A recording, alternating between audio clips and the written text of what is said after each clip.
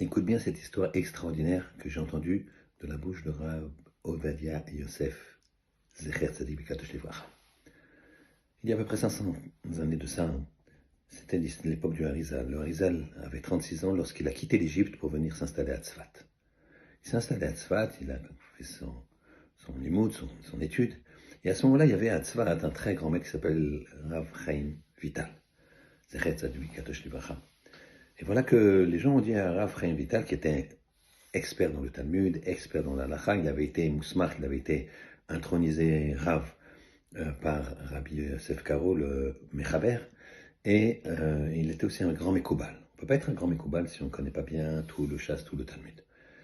Et voilà qu'on lui a dit, tu sais, il y a un grand maître qui est venu d'Égypte, tu devrais aller le voir, c'est un Rav Ashkenaz, et il a l'air incroyable. Il dit non, j'ai pas besoin de lui.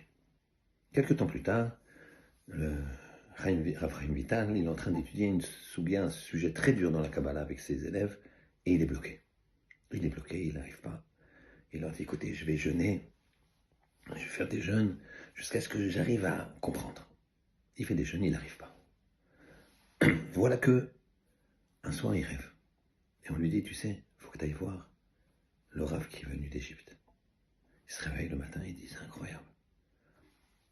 Dans la journée, il demande à rencontrer le Harizal, qui lui dit, bien sûr. Dès que Rav Chaim Vital arrive, le Harizal lui dit, tiens, tu viens me voir pour telle et telle question dans tel et tel endroit dans le Zohar. Ouais, oui, c'est ça. Viens, assieds-toi, je vais t'expliquer. Il lui donne une explication. Il lui dit, vas-y, maintenant, lis bien, prends le texte, est-ce que ça rentre l'explication? Il dit, ouais, extraordinaire. Eh bien, tu sais, j'ai encore une meilleure explication. Il lui donne une deuxième. Il lui explique bien, ça va, t'as compris? Oui, oui. Lis dans le texte, ça sort bien? Oh, ça rentre dans les mots, c'est extraordinaire. J'ai encore une meilleure explication. Il lui donne une troisième. Et j'ai encore une meilleure explication, une quatrième, une cinquième, une sixième. Il lui dit, tu sais, ces 6 explications, c'est quoi? C'est parce que c'est chaque jour de la semaine correspond à une explication. Mais la 7e, c'est l'explication pour le jour de Shabbat, mais t'es pas au niveau. Voilà. Donc je peux pas te l'enseigner.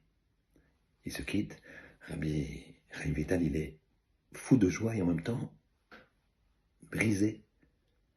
Fou de joie d'avoir 6 explications fabuleuses, mais brisé de ne pas avoir le niveau qu'on lui apprenne la 7e. Il fait des jeûnes, il fait des tikkunim, ça dure plusieurs temps, plusieurs semaines. Et finalement, il se risque. Il ne frappe pas la porte du Harizal. Le Harizal arrive, le regarde, lui dit, t'as changé, t'as évolué, viens, je t'explique la 7e explication. Il lui donne la 7e explication qui est fabuleuse. Et là, après Vital lui dit, c'est extraordinaire. Le Harizal lui dit, tu sais, je ne veux pas pouvoir rester longtemps. Le Harizal savait qu'il ne vivrait que jusqu'à 38 ans. Et il lui a dit, tu es la personne qui va mettre sur écrit tous mes enseignements. C'est pour ça que je suis venu ici. Effectivement, le Rav Chaim Vital a écrit tous les enseignements du Harizal. Et le Harizal est parti très tôt, à l'âge de 38 ans. Qu'Hachem y fasse que, à l'instar de Rav Chaim Vital, qui a été jusqu'au bout, qui a fait des jeûnes, etc. Nous, on n'est pas à ces niveaux-là de faire des jeûnes, de faire des tikkunim, d'étudier 10 heures de suite, sans manger, sans boire, sans s'arrêter, sans lever la tête. On n'a pas ces notions-là. Mais ce qu'on peut faire, c'est aller au bout de nos possibilités. Qu'Hachem y fasse qu'on puisse aller, grâce à l'aide d'Hachem, jusqu'au bout de nos possibilités pour se rapprocher de lui dans la Torah et la Kedusha. Shabbat Shalom.